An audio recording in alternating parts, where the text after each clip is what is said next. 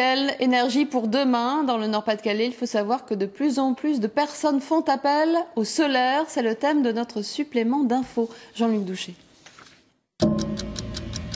Des panneaux solaires sur le toit du conseil régional, il y a quelques années, c'était inimaginable. Aujourd'hui, c'est une réalité. Alors, est-ce que ça marche? Est-ce que ça se développe dans le Nord-Pas-de-Calais? Avant d'en parler avec Emmanuel Co, vice-président à la région, délégué à l'aménagement du territoire, à l'environnement et au plan climat, voyez ce reportage Nord-Pas-de-Calais, place au solaire. Le supplément d'infos de la rédaction est signé ce soir Benoît Bunicourt, Emmanuel Magdelaine, Richard Gélé et Vincent Dussossoir. 2 jours d'installation, 2 jours de mauvais temps.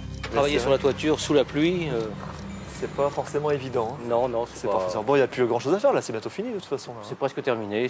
Bientôt, ces 10 panneaux fabriqueront de l'électricité grâce au soleil de Saint-Gain en Mélantois.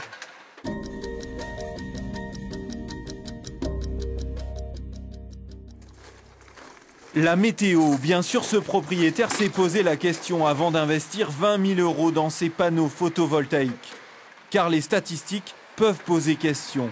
1600 heures de soleil par an à Lille, 1900 à Lyon, 2800 à Marseille. C'est une des premières questions de toute façon dans le Nord-Pas-de-Calais. Est-ce que ça marche dans le Nord-Pas-de-Calais? Oui, c'est rentable. Pour y répondre, ce commercial a un discours bien rodé. Les panneaux photovoltaïques ont besoin de lumière, mais n'ont pas besoin forcément de chaleur. Plus il fait chaud, au moins il fonctionne. D'accord? Donc, j'allais dire, il y a beau avoir une grosse différence d'ensoleillement entre le nord et le sud, par exemple, il n'y a pas une énorme différence de production entre le nord et le sud. L'année dernière, l'ensoleillement a été exceptionnel. Ce client a fait ses calculs, l'investissement vaut le coup. C'est un projet qui est financé à 100% et on doit le rentabiliser sur 9 années. Et dans le sud, par exemple, on gagnerait quoi, 1 an, 2 ans? Ouais, entre 1 an et 2 ans. 15 à 20% d'efficacité en moins, les panneaux installés dans la région doivent donc être plus nombreux et de meilleure qualité. Pour le reste, EDF, dans le nord comme dans le sud, rachète l'électricité à un tarif avantageux pendant 20 ans. Quel est le placement qui vous garantit un taux de rentabilité sur 20 ans? Il n'y en a pas? Il n'y en a pas. Sauf celui-là. Si, le photovoltaïque.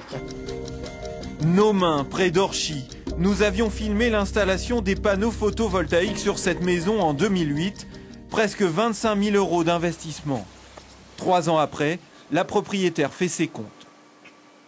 L'installateur nous avait dit qu'avec la quantité de panneaux qu'on avait mis, on allait friser les 1 500 € à peu près. Donc on est vraiment on est dans les clous. Moins rentable, mais rentable quand même, le solaire est donc en plein essor dans la région. Il y avait 43 toits équipés en 2007, il y en a désormais plus de 7000. Conséquence, le nombre d'installateurs agréés est passé de 80 en 2008 à 350 en 2010. On est la 6e région de France la plus installée. Donc évidemment, il y a Rhône-Alpes, PACA en tête, mais il y a la Bretagne qui installe vraiment beaucoup, ensuite la Gironde, et on y est très rapidement après. La puissance cumulée du parc photovoltaïque régional a été multipliée par 10 en 2 ans.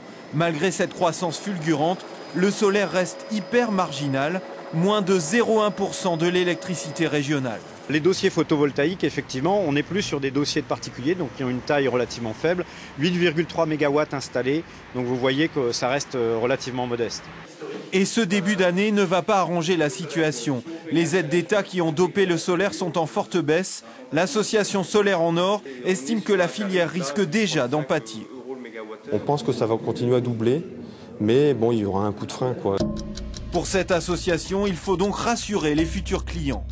Le tarif était intéressant, crédit d'impôt à 50%, donc tout diminue, ça diminue de moitié. On sent que les particuliers se désintéressent un tout petit peu de cette énergie. Et donc c'est pour ça qu'on voulait rétablir un petit peu certaines vérités sur le photovoltaïque. Un bémol qui n'empêche pas l'optimisme de l'emporter. Il y a quelques semaines à Merville, lancement du chantier du premier champ solaire de la région, sous la pluie. Ça nettoie les panneaux. Bientôt, sur ces 4 hectares, il y aura près de 5000 panneaux photovoltaïques. De quoi fournir l'électricité à 700 foyers au moins. On appelle ça un défi parce qu'effectivement on n'est pas à Marseille. Actuellement, les champs solaires s'installent essentiellement dans le sud. C'est pas la facilité. que de venir ici dans le nord de la France pour faire du solaire. Mais les Allemands le font très bien depuis des années. Ils ont prouvé d'ailleurs, avec des climats qui sont plus ou moins équivalents à ce qu'on a ici, ou en Bretagne, que ça pouvait très bien fonctionner. Au moins 3 autres gros projets de ce type sont à l'étude dans la région. Petit à petit, le solaire se fait une place au pays des nuages. Merci Emmanuel Co de nous recevoir ici sur le toit du conseil régional au milieu des panneaux photovoltaïques. Voilà. On l'a vu dans le reportage, le solaire se développe dans la région. Est-ce qu'on a raison d'y croire ou ça reste gadget? Quand on a lancé l'aide au photovoltaïque, la première année, on a eu 7 dossiers. Il faut savoir que jusqu'à l'année dernière, on était à 200 dossiers par semaine. Mais ça reste quand même très marginal. Et ce qui était important, c'était de lancer la machine. Maintenant, la pompe est amorcée. On a fait la démonstration que c'était viable, on a fait la démonstration que c'était rentable, on a fait la démonstration que c'était possible. Et l'installation pour un particulier en photovoltaïque, aujourd'hui, elle est rentabilisée au bout de 7 à 8 ans. En général, on s'aperçoit que ça ne produit pas encore beaucoup d'électricité. Si, ça en produit. Mais si on considère le solaire comme étant la seule façon de produire de l'énergie propre, là effectivement ça ne produit pas beaucoup. On situe bien le photovoltaïque, le solaire dans un bouquet énergétique, dans un mix énergétique. C'est comme ça qu'on le conçoit. En gros, pour faire simple, c'est 50% de l'énergie, on peut l'économiser. Et après, sur le reste, on fait un mix entre l'éolien, avec la biomasse, avec la méthanisation, avec le solaire, en fonction des territoires et des potentiels du territoire. Et c'est ce mix-là qui peut remplacer les autres énergies. Merci Emmanuel Co. Je vais vous laisser rentrer parce que je pense qu'il va pleuvoir à bientôt. Là. Oui, alors ça, par contre, c'est très bien. Dans le Nord, il n'y a pas assez de soleil, on a fait la démonstration. C'est pas vrai, ça fonctionne. Mais nous, en plus, on a de la chance, c'est qu'il nous arrive d'avoir de la pluie, il nous arrive d'avoir du vent, ce qui lave les panneaux solaires et qui permet d'accroître le rendement. Très Donc bien. on a tout dans le Nord-Pas-de-Calais pour que le solaire marche. Voilà, entretien mise en image par Sergio Rosenstrauch et Emilien Varenterghem. Enfin, sachez que pour l'énergie solaire, le gouvernement devrait bientôt annoncer de nouvelles conditions d'aide pour les particuliers.